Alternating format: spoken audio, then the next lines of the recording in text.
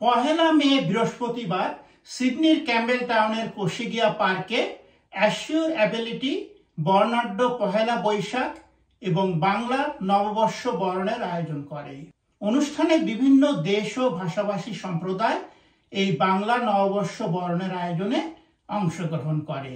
এই উৎসবের মূল উদ্দেশ্য ছিল বাংলা কৃষ্টি ও সংস্কৃতিকে নেপালি সহ অন্যান্য ভাষাভাষীদের কাছে তুলে ধরে কমিউনিটির পারস্পরিক বন্ধনকে সুদৃঢ় করা এবং অস্ট্রেলিয়ার প্রতিবন্ধী জনগোষ্ঠীর জন্য বিদ্যমান সেবাসমূহ সম্পর্কে সচেতনতা তৈরি করা। অনুষ্ঠানে বিভিন্ন দেশ ও ভাষাভাষী সম্প্রদায়ের মানুষ ঐতিহ্যবাহী পোশাকে অংশগ্রহণ করে নিজেদের সংস্কৃতির খাবার শেয়ার করেন।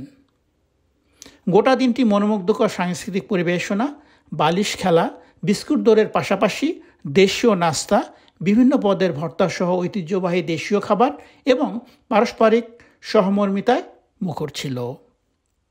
অ্যাশিওর অ্যাবিলিটির পক্ষে আয়োজক কমিটি জানান, কমিউনিটি ঐক্য ও অস্ট্রেলিয়ায় প্রতিবন্ধী সেবা সম্পর্কে সচেতনতা বৃদ্ধির লক্ষ্যে আজকের বৈশাখী উৎসব একটি ব্যতিক্রমী উদ্যোগ।